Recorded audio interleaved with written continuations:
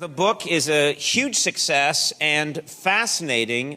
You talk about your time as a member of SEAL Team 3. Yes, sir. Okay, and this is...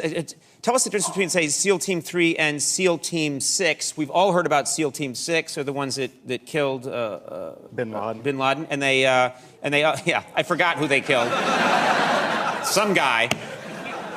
They just carried out another operation just days ago. So what's the difference between SEAL Team 3 and SEAL Team 6? Well, originally you had SEAL Team 1, SEAL Team 2. Right. And then they formed up this special unit that was called SEAL Team 6. Right. Since then, so many guys have been coming in, we've been building up the forces, that they started filling in the rest of the numbers. And to go from one of the other SEAL teams to 6, you basically have to go through another boot camp, try out, and go there. Did you want to be in SEAL Team 6? At the time, I did not. But Right. looking back at it, yes, I wish I would have. Right.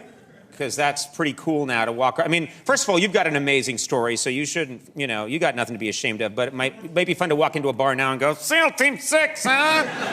I do that a lot. I just tell people I was on that raid, and no one believes it. But then I give details that just aren't, we got him in Baltimore. I am amazed by some of the things that you've accomplished. You are an incredible sniper, and the longest target that you hit in combat was, and I was thinking about this today, 2,100 yards away, which is 21 football fields away. Yes, sir. That I can't even understand making a shot from that distance. I can't either. It was an accident, wasn't it? It was an accident. You dropped your rifle.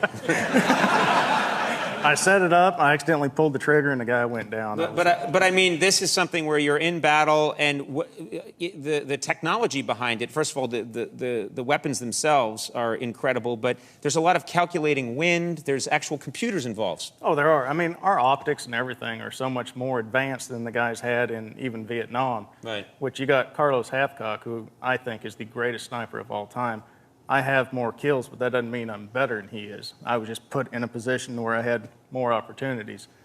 But yeah, and I definitely cheated. I used ballistic computer that tells me everything to do, so I'm just a monkey on a gun. Okay, well, I wouldn't go that far, but I have a question, because this kind of thing fascinates me. When you're in your sniper's position, how long can you be in your position before you start to get paranoid that they're going to hone in on where you're shooting from and come after you? But if you're inside the city, then depends if you take an occupied house or unoccupied. If you take occupied, then you have to take the family, feed them, make them go to the bathroom, all this other stuff, let them do everything. You just can't let them go outside. By 9 o'clock in the morning, they know you're there. If it's unoccupied, then by the time you take your first shot, they know where you are.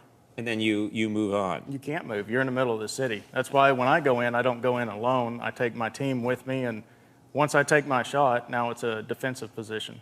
Okay, well, you were so well known by the Iraqi insurgents that you were fighting that they put a $20,000 bounty on your head. Is that right? Yes, sir. Okay, you don't have to call me sir, by the way. I'm a talk show host. You're here and I'm here.